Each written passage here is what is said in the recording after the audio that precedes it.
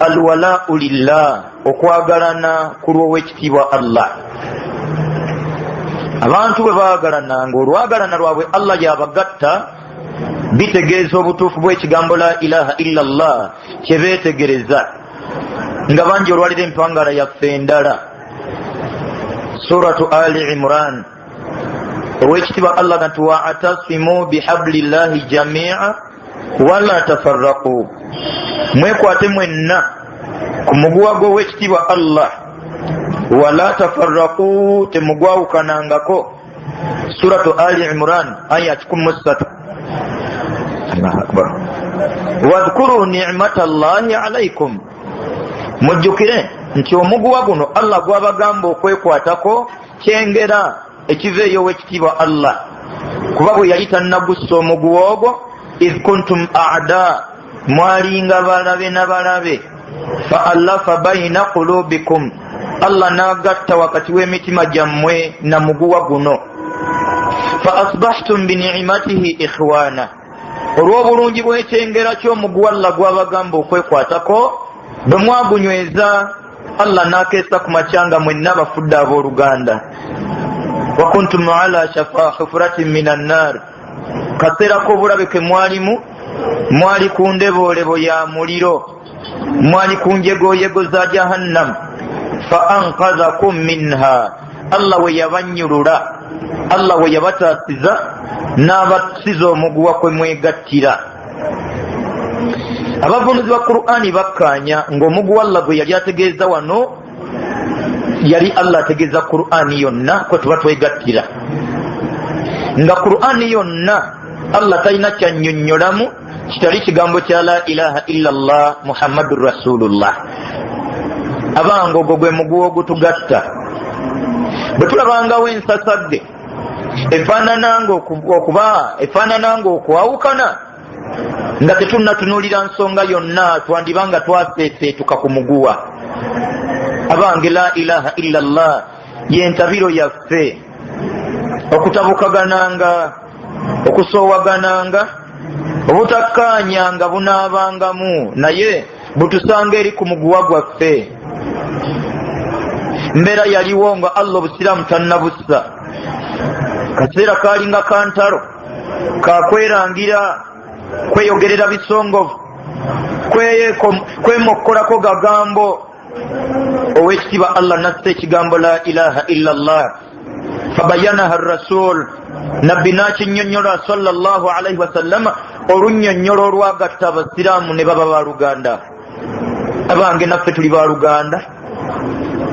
Olwalira abangi tunoonya wa we twegattira, ne twegattira mu mipiira, ne twegattira mu bika, ne twegattira mu busuubuzi, n'abalala ne twegattira mu bwonoonefu.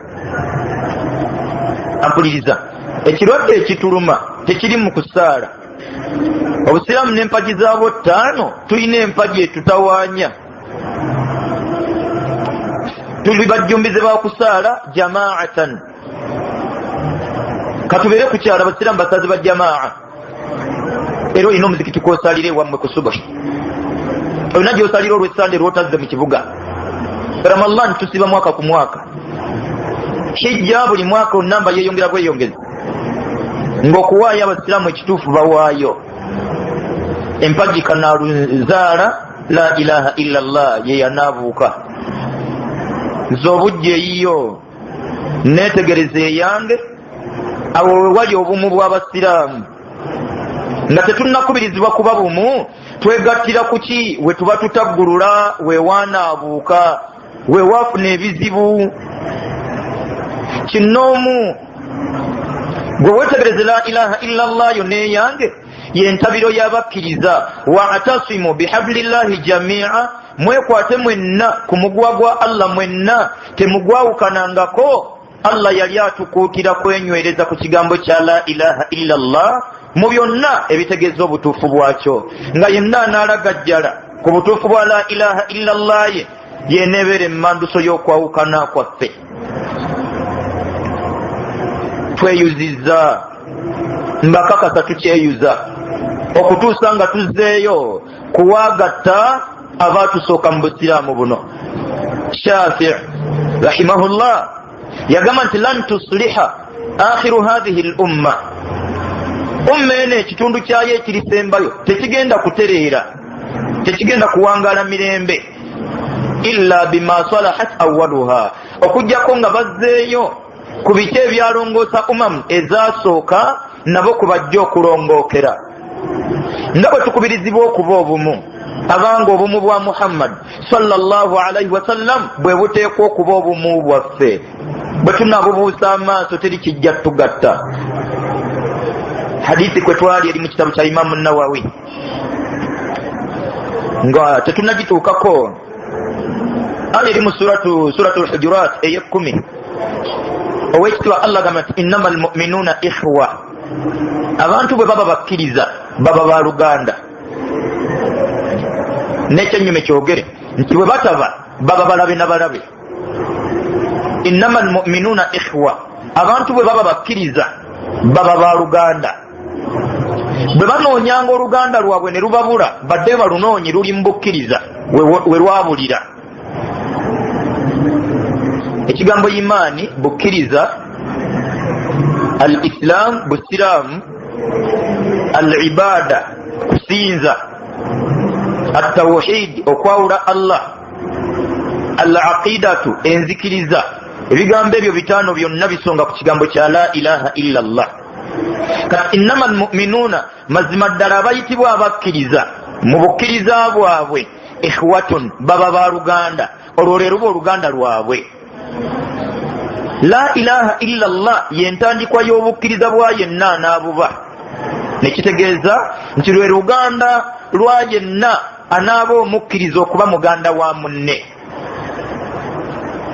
fa aslihu baina akhawaykum, mukolenga byonna ebitegeeza okulongoosa wakati w'oluganda lwammwe. wattaqullaha, n'emirundi gyammwe gyonna mwekuumirenga ku kutya Allah. la'allakum turhamun, tewali kubuusabuusa. bwe munaawangala mutyo Allah ajja bassaako okusaasira kwe. ebibuuzo bingi ku bukkiriza bwange n'obubwo, obwa imaamu n'obwomwazinyi, obwa sheekhe ne sheekhe. la ilaha illa Allah zirina ebituli bye bituleetedde embeera okufaanana nga bwefaanana. nabbi sallallahu alaihi wasallama mweno hadithi eri mu kitabu kya Imamu Nawawi n'atunnyonnyola empangala gye tuteekwa okuwangaalamu. Imamu Nawawi musajja mu Siriya, yali mu Siriya, tuli mu mwaka gwa 1938, yazaalwa 631. Allah namwangaza emyaka 45, n'afa 676. yafa tawasiza mukyala yenna, yadde yeetuuma erinnya lya Abu Zakariya, kuba yali akakasa nti Allah bw'anampa omukyala, mu mukyalo oyo Allah nampa omwana omulenzi, nja mutuma linnya lya Zakariya. ng'ebbanga ly'obutawasa bwe teyali na busuubuzi, kaseera bbanga ddene lyamala nga munoonya wa ilmu eyataalaaga ebifo ebyenjawulo mu mbeera enneetaavu y'okusoma. bangi irimu. tumwebaze Allah jalla jalaaluhu fagituleetedde awaka. basajja baatambulanga ngendo, n'agenda ebbanga nga teyagenda safari ya kusuubula, safari ya kunoonya irimu. Allah wekitiibwa atuwe okuba mu buufu bwabwe. nabbi sallallahu alaihi wasallam mu hadithi eno yagamba nti la tahasadu, ng'abooluganda balina ekibagatta nga kya la ilaha illa Allah eyanyikira, la tahasadu, temukwataganirwanga ensaalwa.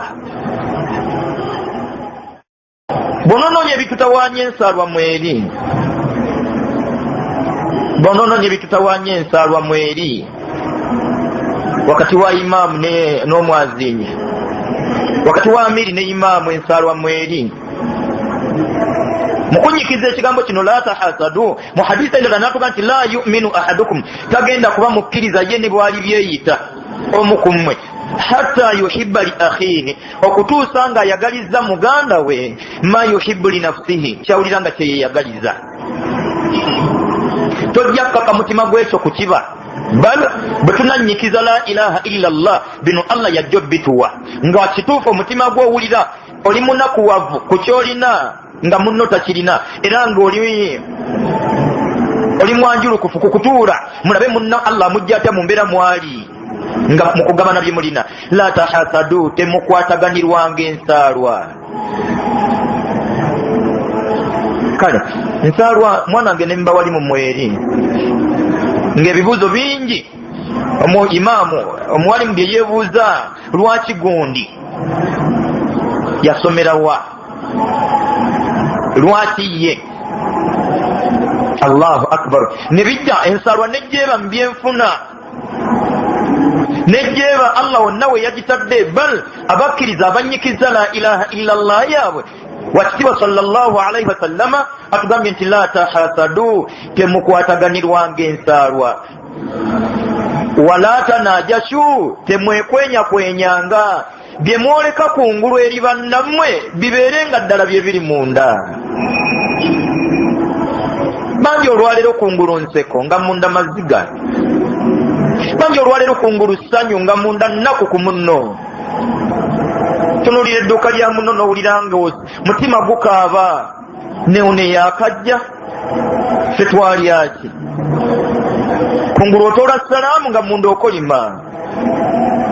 Wala tanajashu, temwekwenya-kwenyanga, mubeere banjulukufu eri bannammwe, mubeere balambulukufu, mubeere beerufu.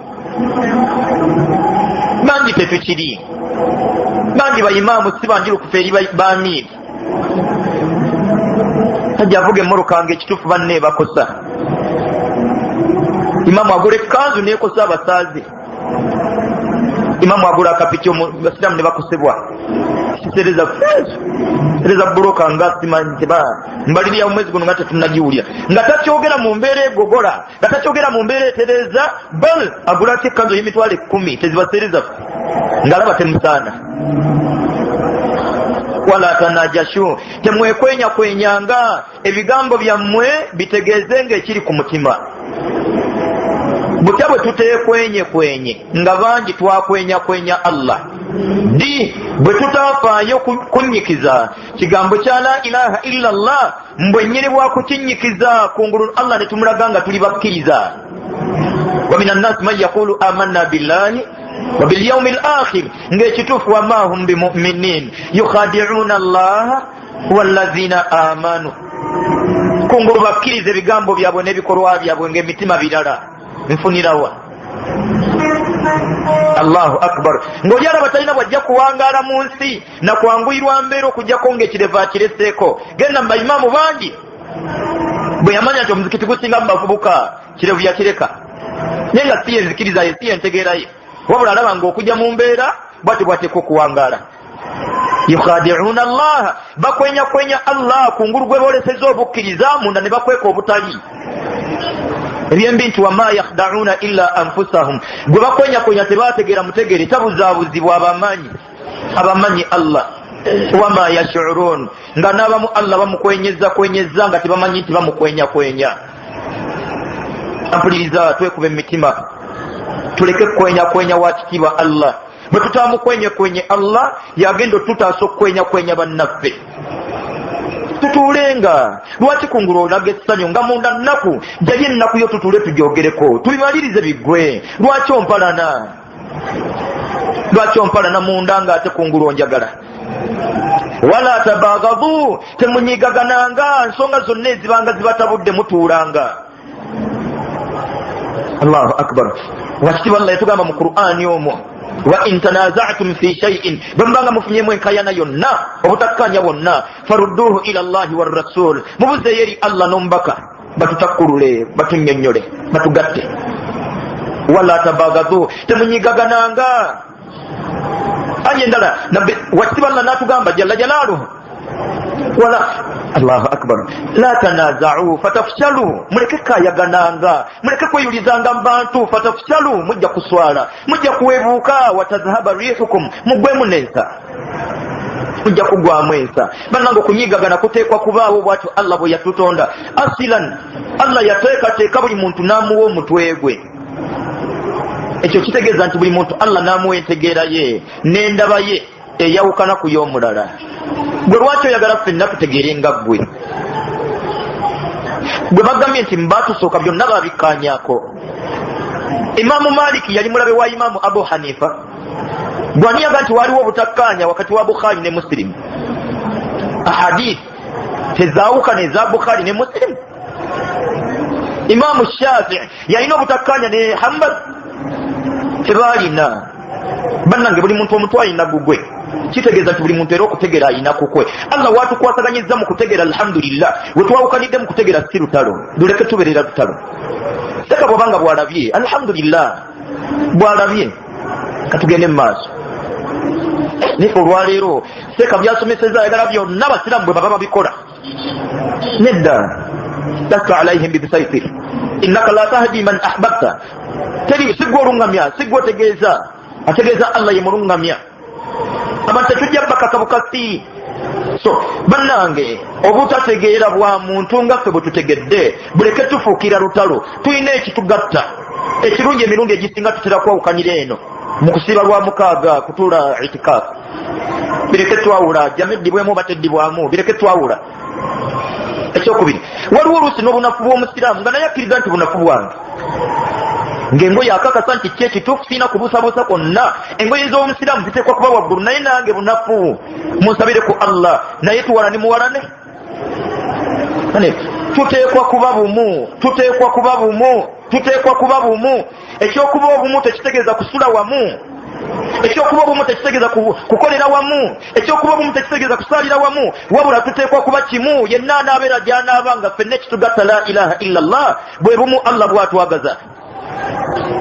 Teri yalinyikiza la ilaha illallah okujjako nga gubeera omuguwa, ebeera entabiro egatta buli yenna alina la ilaha illallah. Ekitegeeza okubaza Allah ekyokubiri kujja mbeera yonna Allah byayagala mu mbeera yonna. Tugumikirize nga embeera yonna mpuliriza. Bw'abanga ameze ekirevu akyagalako kireke, bw'abanga ameze ekirevu akyagalako kireke. Bw'abanga akwambaza Allah olugoye alina waayagala lukome, waba olukomya. Bwanga lyonna atendebwa n'ekisa Allah n'obugumiikiriza. Emmere tugirya, mmere ozinga ekyemisana n'ozinga ekyeggulo n'olinda ekyenkya. Maadhalika ng'enniya gy'olina ya butasaala, n'osigalera nga tojja kusaala, nga bwe weevuma Allah kikye wamukola. So tutunulire ebbanga ddene Allah byatukolera, twenywereze nnyo kuwa ekitiibwa Allah byayagala ebbanga lyaffe lyonna, mu mbeera emwebaza Allah, mu mbeera emusiima. Ekyokusatu mu bitegeeza okwebaza Allah jalla jalaaluhu kwe kwogeranga ebigambo eby'enjawulo mu bifo eby'enjawulo, ng'oyambala ebigambo weebiri byatusomesebwa, nga weeyambula ebigambo weebiri ebisomese, ng'ovaawako ebigambo weebiri ebisomese, ng'otandika okulya bigambo weebiri ebisomese, ng'ofundikira okulya weebiri. Bw'otunulira ebigambo ebifundikira okulya, omukkiriza amanyi nti Allah byonna yabinkolera, ebigambo birimu ekyokuyiga. Yenna amaliriza okulya agamba nti alhamdulillah, nteekwa kutenda Allah ebbanga lyange lyonna, allazi at'amani, andiisizza. Bwe baliisa obuliisa taba na programu yonna ku byakulya, ng'akakasa nti ebyokulya bino sibirinaamu mukono gwonna, sibirinaamu magezi gonna, byonna Allah yabiteeseteese. So ebbanga ddene w'ekitiibwa Allah ebigambo eby'enjawulo tubyogererenga mu bifo eby'enjawulo, ng'omubaka gwe yatutumira sallallahu alaihi wasallama bwe yajjanga abiyigiriza. Enkuba etandika, gololi bwatuse, enkuba ekedde, tuyingidde mu katale, olabye omulema. Ebigambo ebyo nabyo bitegeeza okutendereza ow'ekitiibwa Allah jalla jalaaluhu.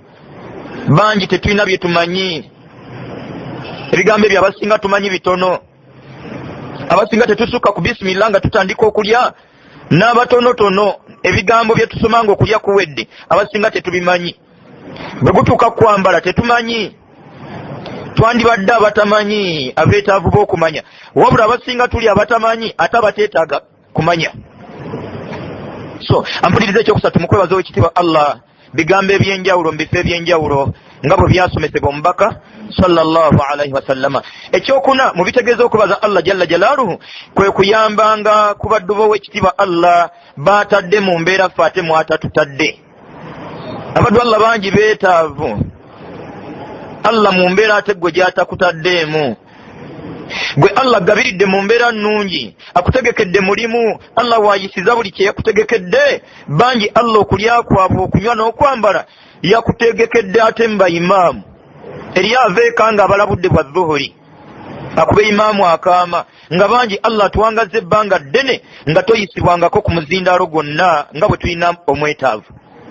Abange goloza kitegeeza kitiibwa okuyimirira wano yadde erinnya tebalyogedde. Bagende bannaye tulina omuddu wa Allah ekyeggulo talina. Gwe mutima era okimanya nti ekituufu bagamba nze. Gwe bw'owulira abaddu b'owekitiibwa Allah baaliisiza mu mbeera eyo, gwe tolaba ng'oli wa njawulo. So tuyambenga ku baddu b'owekitiibwa Allah baatadde mu mbeera eya wansi ffe ate mwatatutadde. Balimu ebigambo n'ebyokuyiga bingi n'emigaso mingi nnyo, nga Allah emirundi mingi atusitudde mu byenfuna oba oliawo kuyamba ku baddu be batanasitula. Ekidduka Allah akiteeka ku kyalo n'akikwasa Ismail nga kyakyalo ekyo. Batambula ab'oku kyalo batwalwengako, abalwadde ku kyalo banguyirwe entambula, n'abeetaavu fe abasinga endabirwamu tussa waggulu. Ndabirwamu waggulu mala kulengera musiraamu n'omuweereza salaamu n'oyongerayo ne weebuuza kye tutegeeza ne salaamu ereka omusiraamu ku kkubo.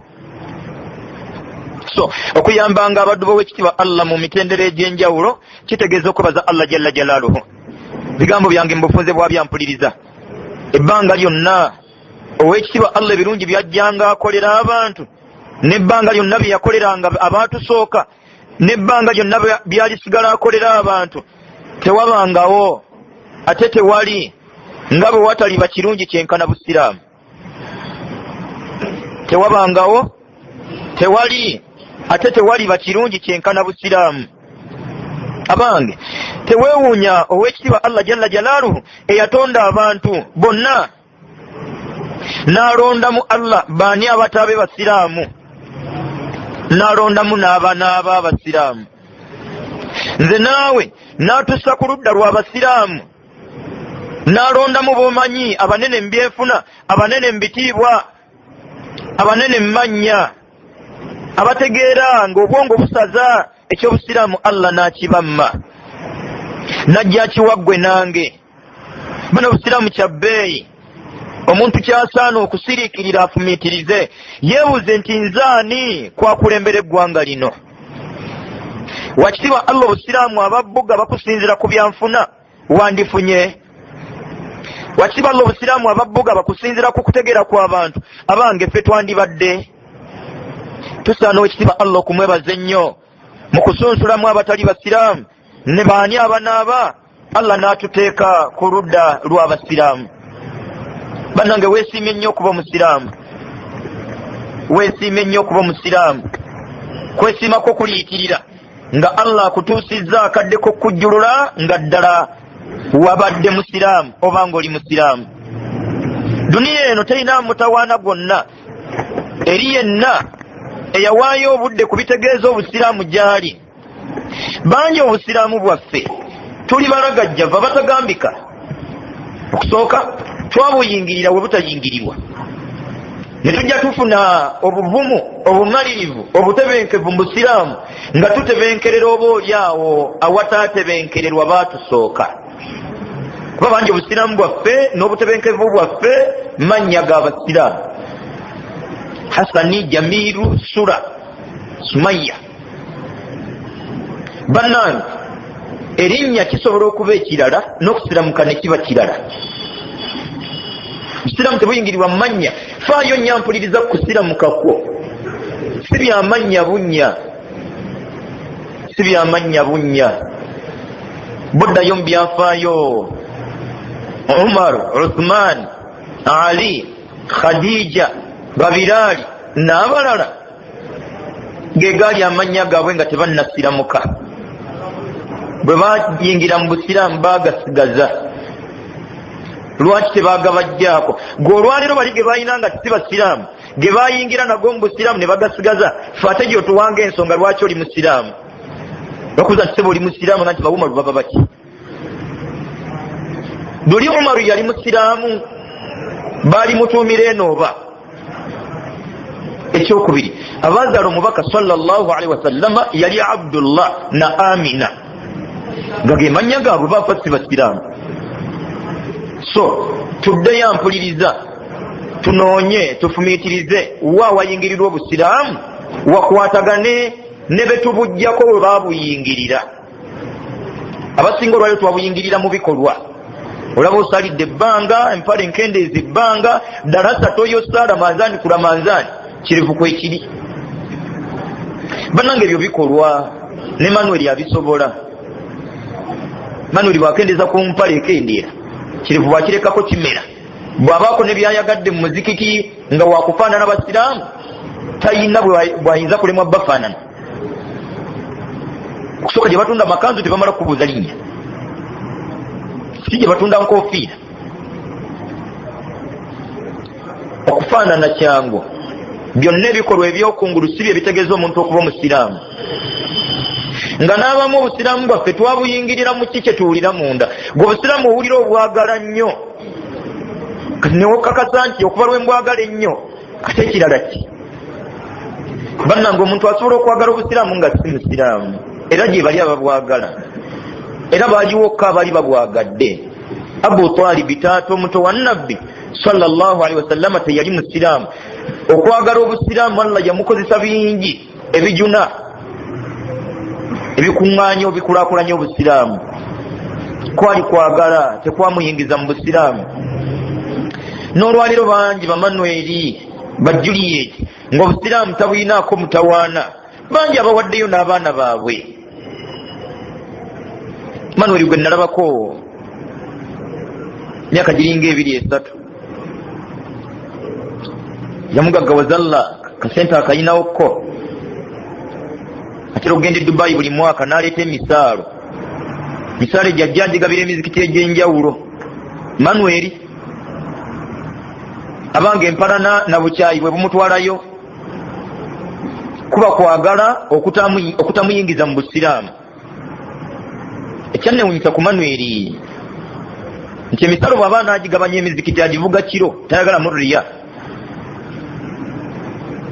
Era teri yali amutegedde kuba ajja agabira emisaalo Manueri. So gwe wenna atebenkedde nti oli musiraamu kuba obusiraamu bwagala nnyo eyo nsobi. Anaayagala obusiraamu omutuufu addayo n'anoonya wawe buyingirirwa. So si kutebenkerana kumatira kulwakubwagala ng'abamu obusiraamu bwaffe twabuyingira lw'abaani batuzaala. Yensonga lwaki tubwekakasaako bakuzaala butambala. Kitaawe yali imaamu mukulu wa twali, kitaawe yali ku lukiiko yali muwanika. Bane ebya kitaawo byali bya kitaawo. Tilka ummatun kad khalat laha ma kasabat walakum ma kasabtum. Bwe baba bafaayo nnyo ku busiraamu bwabwe bazadde bo ebyobusiraamu bwabwe byabwe bigenda gasa bo. Obusiraamu bw'omuzadde tebugasa mwana ng'obw'omwana bwe butagasa muzadde. Obwa Muhammadin sallallahu alaihi wasallama bwandigasiza kitaawe. Biri wano Uganda kale obaka kinsimattuke gwe kinakosa kakwetondere nga bukyali nsonyiiraayo. Biri Uganda wano gye tubibita omwana wa imaamu eyafa. Mwana wa imaamu waffe yooyo. Era buli mwana lwayingira wayingidde ffenna tuteekwa kulaga nti azze kuba ennyumba eyo ya imaamu. Nyumba ya imaamu ne hafidhu nasitukira mwana wa imaamu atannamala kuna yasaruna. Bana izino nsobi busiraamu tebuzaalwa buzaalwa. Busiraamu tebuzaalwa buzaalwa si famire. Wegendereze negendereza mpuliriza. Faayo nnyo ku busiraamu bwo naddala ng'eriisa ejjogi oyitadde ku kigambo la ilaha illa Allah Muhammadur Rasulullah. Tuyina ekisa abasinga obungi kyetukwatirwa bangi mbe tuwangaala nabo ne be tutawangaala nabo. Gwe nojja ng'onojjola nsobi ya buli asobezza ne weerabira ezizo nga tonnatunuulira busiraamu bwani atabuli gw'obuli, nga tonnatunuulira busiraamu bwani atali musiraamu na biki byakosezza busiraamu gwe. ndoze wekisa ekisinga obulungi ye yandisoose okutunuulira ebimukwatako ne yeeterereza oba oliawo oluvannyuma afuneyo obudde obutunuulira omulala yadde oba oliawo ate buyinza omumubulira ddala kuba naye bimumalawo ebikwata ku ye.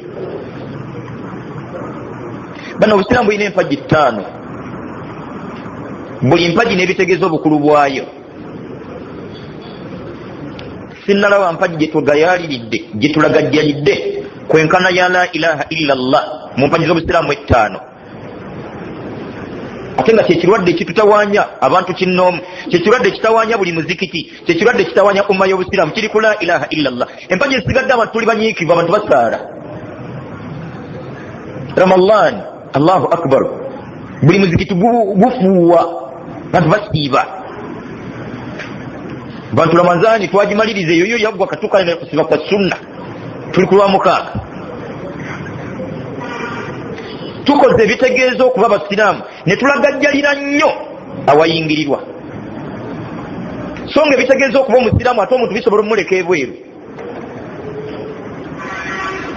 ennaku yo neeyange ziri ku la ilaha illa allah we wali ekizibu. ekigambo ekyampuliriza kikulu. obusiraamu n'empagi 5 buli mpagi n'ebitegeeza obukulu bwayo nga bwe bitusomesebwa. sekawa hijja nga yazze hijja agikunnyonnyola nga nkulu nnyo. ekituufu buli mpagi bwe bajja baginnyonnyola onoonya ensinga ginne ne bikusobera. ba buli mpagi ebigikwatako nkugambye bal teriyo mpagi mu mpagi 5 yankizo yanjawulo kwenkana ya la ilaha illa allah muhammadun rasulullah. mbitegeeza obukulu bw'empagi eno ekisooka hiya al asas, ekigambo ekyo gwe musingi empagi ennyakwe zituula. hiya al asilu yensibuko okuteekwa okusibuka empagi ziri ennya. hiya al baabu gwe mulyango oguyingiza omuntu munda gyagenda okukolera empagi ennya. bw'onoonyiikira ku mpagi ennya n'ogayalirira omusingi banaye bwe kiba kizimbe busiraamu swala kisenge, swala kisenge, ekisibo siiringi, zaka kisenge kirala. allahu akbar la ilaha illa allah gwe musingi. kati olaba ensobi zaffe abasinga n'ovaayo nnyo ebisenge n'obizimbya 99 ate wansi mu musingi n'ozimbya buloka namba 2. tunyikiridde nnyo okusaala ng'ekirwadde kiri ku musingi. swala ate nga gyogenda okusaala ogenda gituuza mu mazzi, musingi tewali. tunyikiridde emirimu mingi ampuliriza. embeera esigadde nga bwekyafaanana ng'omusiraamu era ye mulabe w'omusiraamu. ekirwadde kiri ku la ilaha illa allah muhammadun rasulullah. kivula omubaka sallallahu alaihi wasallama emyaka gyali 13 nga talina mpagi yonna gye yanyeze. maa dhalika nga la ilaha illa allah kigambo kya luwarabu nga naye muwarabu nga ne bannyonnyola bawarabu. gwe gwali omusingi ng'akakasa nti nibo banaakola ebitono nga be batuufu b'okukola.